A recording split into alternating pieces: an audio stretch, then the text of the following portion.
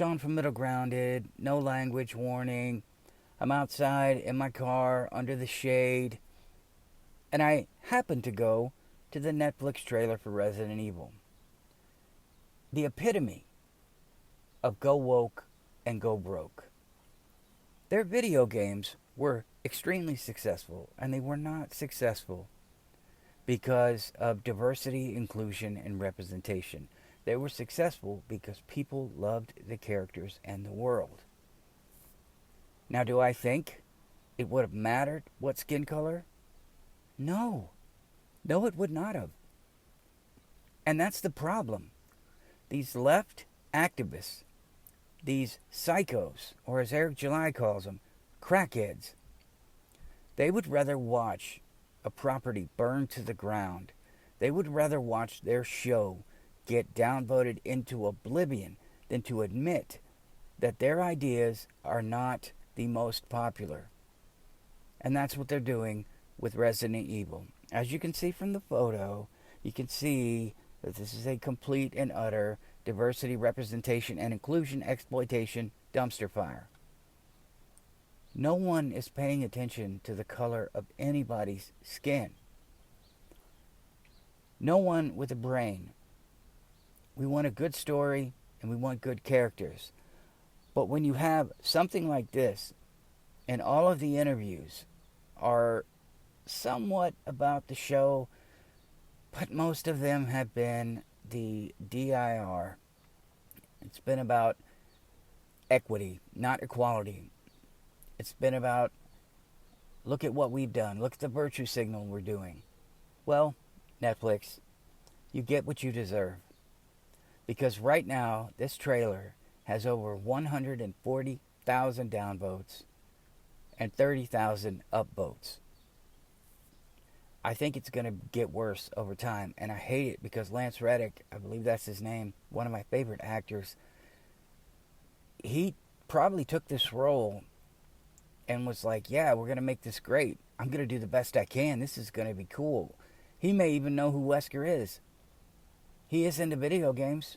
I mean, not like the rest of us, but he knows what they are and who they are. And I have no doubt, unless they told him specifically not to, he's the guy that would go and look at Albert Wesker and say, hey, I want to emulate this guy. But it doesn't look like the story is going to allow that to happen. But you get what you deserve, Netflix. Your stock is tanking and you're putting out this woke garbage. I made a video on this yesterday. And there was some language, I know this. But I think it's said in today that I'm just disappointed. And I kind of am sad a little bit watching everything that we grew up with, that our kids came to know, playing those old school games on the PS2. And then the movies came out and you're like, okay, Mia Jovovich, what are you doing here?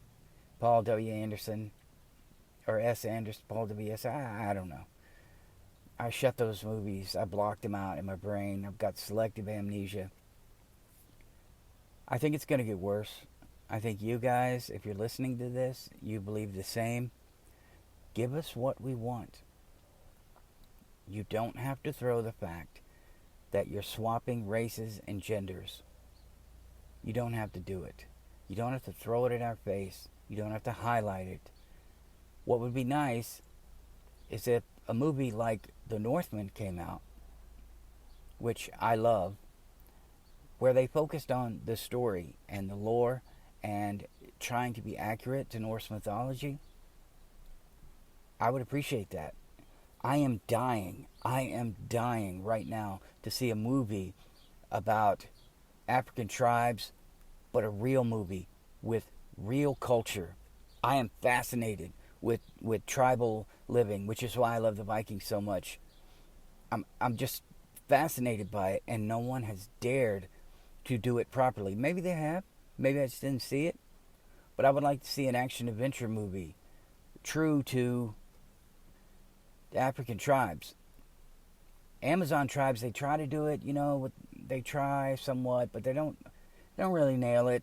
I know I'm off on a tangent, but I'm just telling you, I like when they stick to the story, the characters, and they pull out the culture and the mythology and lore They don't do this.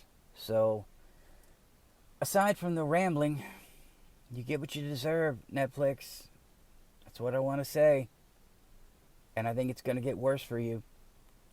I think we saw in Vikings Valhalla what your agenda was when you put Kamala Harris, when you put her avatar there in charge of all the Vikings because you hate fans, because you did it out of spite. There's no other way to get around it. And I've heard stories of these leftist activists writing this crap and giggling and saying, oh, we're going to make the right people mad. You are. You're going to make the right people mad. You're going to make your bosses mad when they find out how bad your show is tanking. But that's it. 140,000 and growing dislikes and a slow moving upvote of 30,000. Love you guys. Please like, subscribe, and share. And I'll talk to you in the next one.